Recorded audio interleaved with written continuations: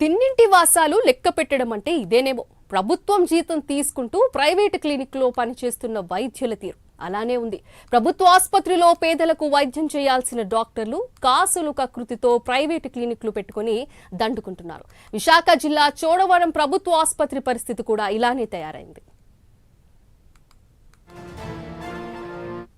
చోడవరం ప్రభుత్వ ఆసుపత్రి అంటే ఒకప్పుడు చుట్టుపక్క గ్రామాలకు వైద్య సేవలు అందించే హాస్పిటల్గా మంచి పేరుండేది. కానీ వైద్యులు సకాలంలో అందుబాటులో లేక రోగులు ప్రైవేట్ హాస్పిటళ్లను ఆశ్రయిస్తున్నారు. చోడవరం ప్రభుత్వ ఆసుపత్రిలో పనిచేసే superintendent Vinay Kumar, physiotherapy Ravikumar, general doctor Dinesh Kumar రోగులకు అందుబాటులో ఉండకుండా సొంతంగా ప్రైవేట్ క్లినిక్లు నడుపుతున్నారనే ఆరోపణలు వినిపిస్తున్నాయి. రోగులను అక్కడికి రప్పించుకొని దండుకుంటున్నారనే వాదన వినిపిస్తోంది.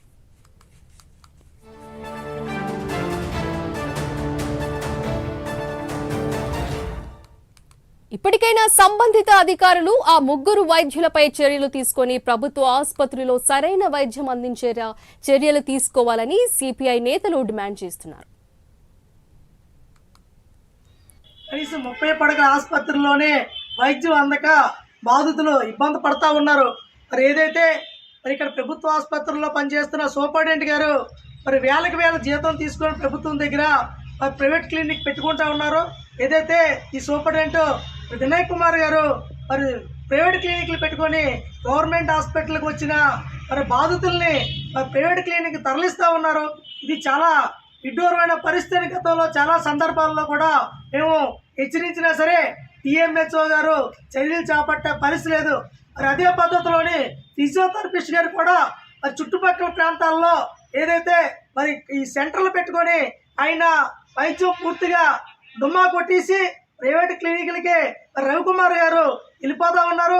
ఇక్కడ ఏదో ఫిజియోథెరపిస్ట్గా పేరుకి మాత్రం జీతాలు తీసుకుంటా ఉన్నారు.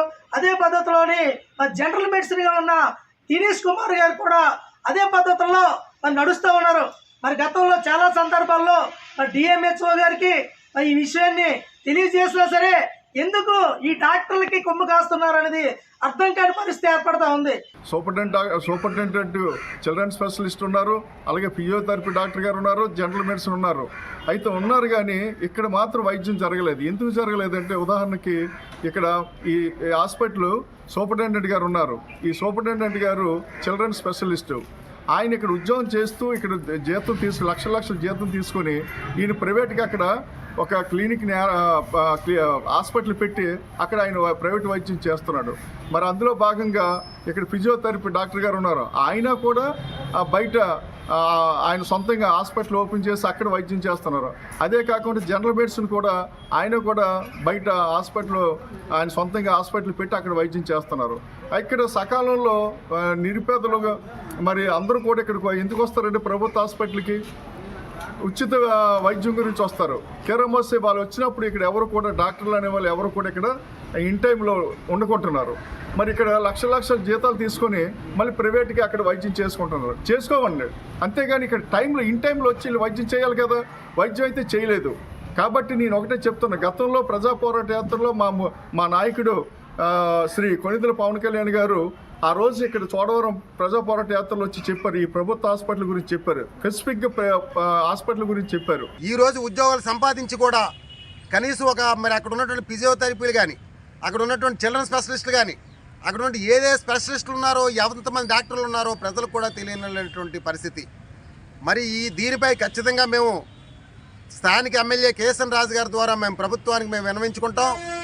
ఇక్కడ జరుగుతున్నటువంటి గవర్నమెంట్ హాస్పిటల్లో, చోడవరం ప్రభుత్వ ఆసుపత్రుల్లో జరుగుతున్నటువంటి నిర్లక్ష్య వైఖరి, కనీసం పేషెంట్లు కూడా కనీసం రిసీవ్ చేసుకోలేనటువంటి పరిస్థితి, పేషెంట్లు కనీసం వైద్యం చేయలేనటువంటి పరిస్థితి. ఏదో 2 మాత్రలు 4 ట్యాబ్లెట్స్ ఇచ్చేసాం, లేదు చిన్న మేజర్ వచ్చిందంటే రాసేయడం, 108 చేయడం, అనకాపల్లి తోసేయడం అనకాపల్లి హాస్పిటల్కి.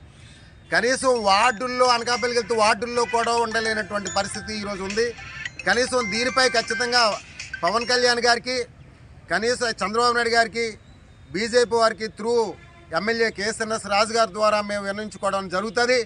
కానీ ఈ ప్రభుత్వ ఆసుపత్రిపై ఒక కమిటీ ఏర్పాటు చేసి ఏం జరుగుతుంది, ఇక్కడ వైద్యులు, ఇక్కడ పేషెంట్లు ఏ విధంగా వైద్యులు రిసీవ్ చేసుకుంటున్నారనేది ఖచ్చితంగా ప్రభుత్వానికి తెలియజేస్తాం. మరి ఈరోజు అక్కడ ఉన్నటువంటి ఏదో స్టాఫ్, ఏదో నర్సెస్ వచ్చి ఎంబీబీఎస్ డాక్టర్లు వైద్యం చేయడం తప్ప డాక్టర్ గారు ఏరో అంటే రూమ్లో ఉన్నారు.